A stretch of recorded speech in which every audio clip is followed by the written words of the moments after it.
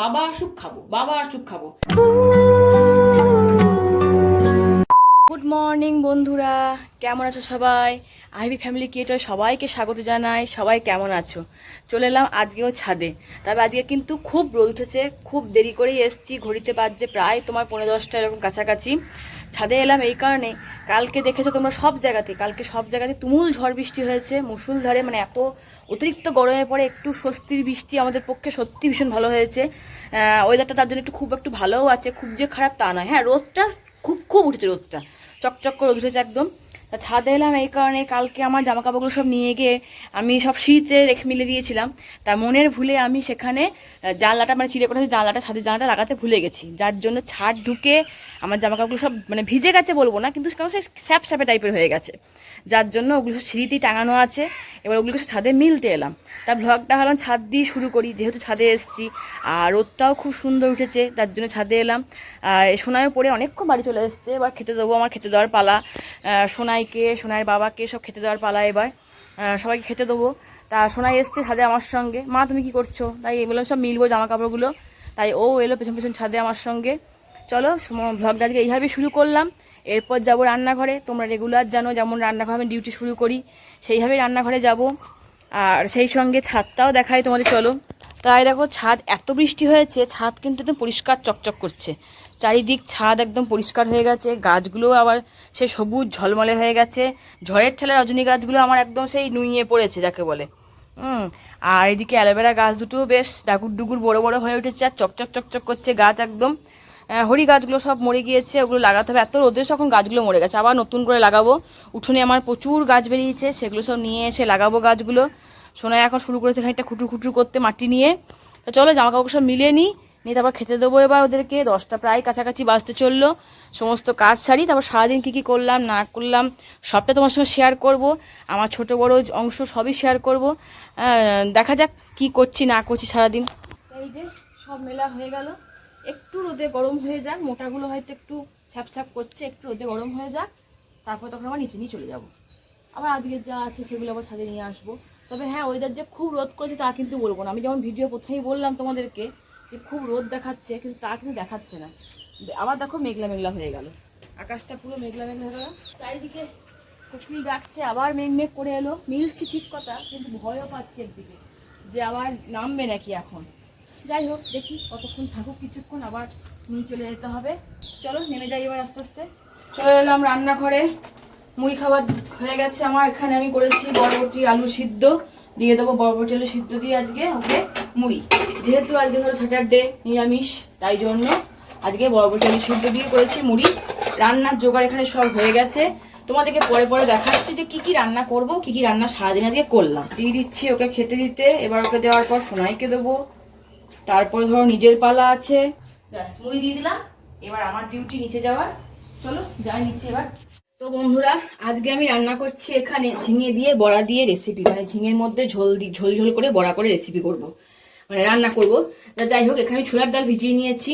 সকাল থেকে ছোলাটা ভিজিয়ে দিয়েছিলাম। ছোলার ডালের মধ্যে দিয়ে দিয়েছি এক কুচি আদা আর একটা কাঁচা লঙ্কা। বেশি কাঁচা লঙ্কা দিইনি, কারণ সোনাই খেতে পারবে না বলে। আর ঝিঙেগুলোকে এরকম করে মোটা মোটা ডুমুর ডুমুর কেটে রেখে দিয়েছি, ভালো করে ধুয়ে ঝুড়িতে ধুয়ে রেখে দিয়েছি দিয়ে। আর এইদিকে আমি এই দেখো সর্ষে একটু পোস্ত পেস্ট করে রেখে দিয়েছি। তা চলো আগে ডালটা ভালো করে বেটে নিই, তারপরে দেখাচ্ছি নেক্সট স্টেপ। তা যদিও আমি এটা খুব ছোটোবেলায় হয়তো ঠাম্মার কাছে খেয়েছিলাম। আর এটা সাধারণত অনেকে মটর ডাল দিয়েও করে, অনেকে মুগ ডাল দিয়েও করে।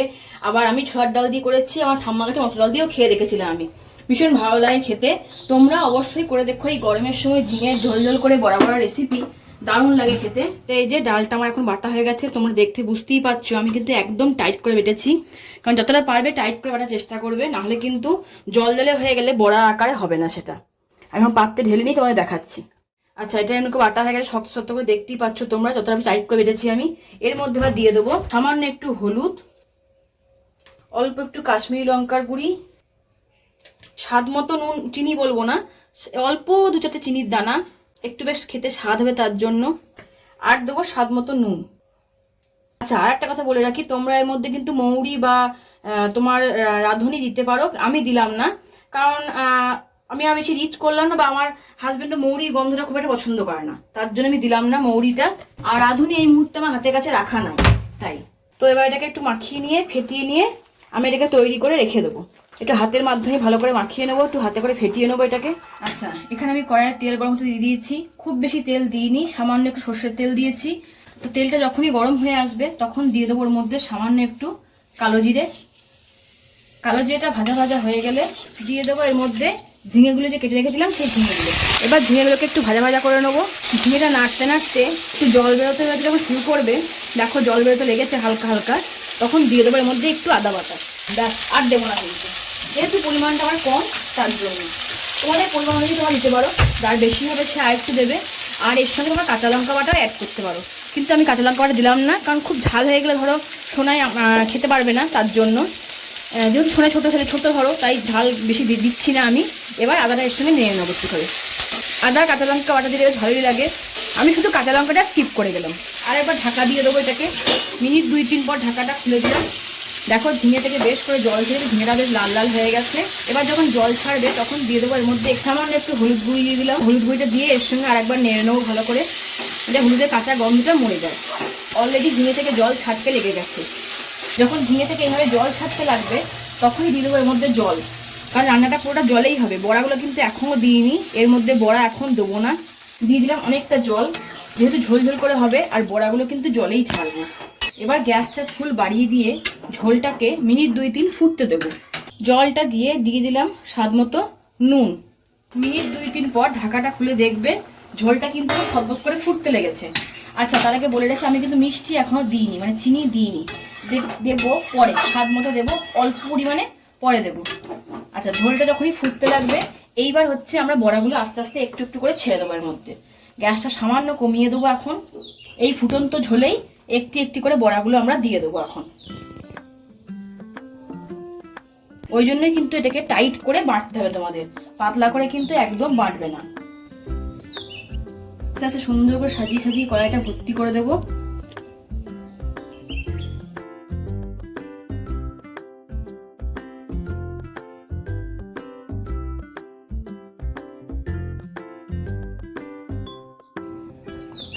আচ্ছা, তোমার সঙ্গে কথা বলতে বলতে দেখো আমি কিন্তু পুরো কড়াইটা আস্তে আস্তে ভর্তি করে করে দিয়ে দিয়েছি এর মধ্যে। কমপ্লিট। এবার এটাকে গ্যাস বাড়িয়ে আমি ফুল দামে ফুটতে দেবো। এবার ঢাকা দিয়ে দেবো মিনিট 10-এর জন্য। এখন কিন্তু নাড়া চলবে না এটা। তো এবার আমি 10 মিনিট প্রায় হতে চললো, ঢাকাটা খুলেছি। দেখো হালকা হাতে একবার নেড়ে দেবো, বেশি নাড়বে না, হালকা হাতে একবার নেড়ে দেবো এটাকে। এবার দিয়ে দেবো এখানে যে আমি পোস্ত আর সর্ষের পেস্ট করেছিলাম সেইটা অল্প একটু দিয়ে দেবো এর মধ্যে। আমি পেস্টটা অনেকটাই করে রেখেছি, লাগবে না অতটা। আর দিয়ে দিলাম 4টে কাঁচা লঙ্কা, তোমরা চিড়ে দিতে পারো, আমি দিলাম গোটা গোটা সেন্টের জন্য। এবার দেখো হালকা করে সর্ষে আর যে পোস্তর পেস্টটা দিয়েছিলাম সেটা একবার নেড়ে দেবো। নেড়ে দিয়ে এটাকে ভালো করে আরও গোটা 4-5 মিনিট ভালো করে ফুটিয়ে নেব। এবার এর সঙ্গে একটু অ্যাড করে দেবো স্বাদ মতো মিষ্টি। দেখো আস্তে আস্তে কিন্তু ঘন ঘন হয়ে এসছে, যে জলটা ছিল সেটা আর নাই, বেশ ঘন ঘন হয়ে এসছে ঝোলটা। আর একটু ফুটিয়ে নিয়ে, যেহেতু সর্ষেটা আর পোস্তটা দেওয়া হয়েছে, কাঁচা গন্ধটা মরে যাওয়ার পর তারপরে নামিয়ে দেবো। আর খুব সুন্দর একটা সেন্ট বেরিয়েছে। তা এই উৎকট গরমের দিনে এরকম ঝিঙে বড়া দিয়ে ঝোল করে খেতে বেশ ভালোই লাগে। গরম ভাতে কিন্তু অপূর্ব তার টেস্ট, একবার খেয়ে কিন্তু দেখতে পারো। দেখো বেশ ঘন ঘন হয়ে গেছে। এরপর একটু কাঁচা তেল ছড়িয়ে এটাকে নামিয়ে দেবো। দিয়ে দিলাম কাঁচা তেল, একদম ঘন ঘন হয়ে গেছে। কাঁচা তেল দেওয়াতেও খুব সুন্দর একটা সেন্ট বেরিয়েছে। এবার গ্যাস বন্ধ করে আমি নামিয়ে নেব। তা আজকের আমার এই রান্নাটা তোমাদের এই ঝিঙে দিয়ে ডাল দিয়ে বড়া দিয়ে রেসিপি ঝোল ঝোল করে কেমন লাগলো অতি অবশ্যই কমেন্টে জানিও। কিন্তু তোমাদের একটা কমেন্ট কিন্তু আমার খুব উৎসাহিত করে। চেষ্টা করবো বিভিন্ন রকমভাবে তোমাদের রান্না করে দেখাবার। সেই সঙ্গে চলো তোমাদের দেখায় দুপুরে আমি আর কি কি করেছি। ঝিঙে বড়া যে রেসিপি ছাড়াও দেখো এখানে হয়েছে ভাত, গরম গরম ভাত। এখানে করেছি পটল ভাজা, এদিকে ঢেঁড়স ভাজা, আর এদিকে করেছি আজকে তোমার অরহরের ডাল। আজকে করলাম দেখো অরহরের ডাল করেছি, এই যে জিরে আর শুকনো লঙ্কা ফোড়ন দিয়েছি। মুগের ডাল ধরো খাওয়া হয়েছে নিরামিষের দিনে, এই অরহরের ডাল, কলাইয়ের ডাল, তারপর তোমার মুগ ডাল, মটর ডাল, বিভিন্ন রকম ডাল খেতে ভালোই লাগে বেশ। আর এইদিকে করেছি একটু আলু সিদ্ধ, শুকনো লঙ্কা দিয়ে জিরে দিয়ে মেখেছি আলু সিদ্ধ একটুখানি, কারণ আলু সিদ্ধটা আমার কর্তামশাইয়ের আমার মেয়ের লাগবেই তার জন্য। আর এখানে তোমরা দেখতেই পাচ্ছ এখানে ঝিঙে দিয়ে বড়া দিয়ে রেসিপি রান্না হয়ে গিয়েছে আমার। তো চলো এবার খেতে দেওয়ার পালা। আর কিছুক্ষণ পরই আমার কর্তামশাই চলে এলেই স্নান করলেই তাকে খেতে দিয়ে দেবো। তো এই যে চলে এলাম আম কাটতে। টাইমিংটা বললে তোমরা অবাক হয়ে যাবে। টাইমিং হচ্ছে এখন ঘড়িতে বাজছে প্রায় 8:20। এখন ওর বাবা দোকান থেকে উঠে এসছে। আমি সোনাইকে সন্ধ্যে থেকেই বলছি, বাবু আম খেয়ে নে, আম খাবি তো খা। তা খাওয়া হলো না, বাবা আসুক খাবো, বাবা আসুক খাবো। এই যে বাবা উঠে এসছে ওপরে, তাই এখন বসলাম আমি এক থালা আম সাজিয়ে কেটে তিনজনে মিলে খেতে এখানে। এই এখন বাজছে ঘড়িতে 8:30। তো এই যে রুটি বেলা কমপ্লিট, রুটি আমার হয়ে গেছে। রাতে ডিনারে চলে এসেছি। আর আমি বিকেলবেলাতে এখানে করে রেখেছি আলু বরবটি ভাজা। বরবটি এখন বেশি করছি কারণ বরবটি এখনো বেশি নিয়ে আসছে, আর বরবটি তাতেই না করলে পেকে যাচ্ছে, যার জন্য আলু বরবটি ভাজা করেছি। আর এখানে রুটি। এই ভেবেছিলাম সামায় পায়েস করব, তা পায়েস আর করা হলো না। ঘরে কিছু লোক এসেছিল, যার জন্য দেরি হলো। আর চা টা সব করতে হলো, দুধ চা করেছিলাম, তার জন্য আরও পায়েস টাস কিছু করলাম না, হয়ে গেল। আর তোমার মিষ্টি মিষ্টি আনা হয়েছিল, সেই জন্য হয়ে উঠলো না পায়েস করা। আর এখন বাজছে ঘড়িতে প্রায় তোমার 9:30টার কাছাকাছি, তাই দেরি করে রুটি করতে এলাম। তারা সবাই গেল, তারপরে পটাপট তোমার সাথে কথা বলতে রুটি কটা করে নিচ্ছি। আর সবাইকেই জানাই এখান থেকে আজকে শুভরাত্রি। সবাই ভালো থেকো, সুস্থ থেকো। দেখা হচ্ছে নেক্সট কোনো ভিডিও তোমাদের সঙ্গে, অবশ্যই আবার নেক্সট ব্লগ তোমার সঙ্গে নিয়ে চলে আসবো। আর ভিডিও দেখার জন্য তোমাদের অসংখ্য ধন্যবাদ। আজকে জানাচ্ছি গুড নাইট, শুভরাত্রি, টাটা।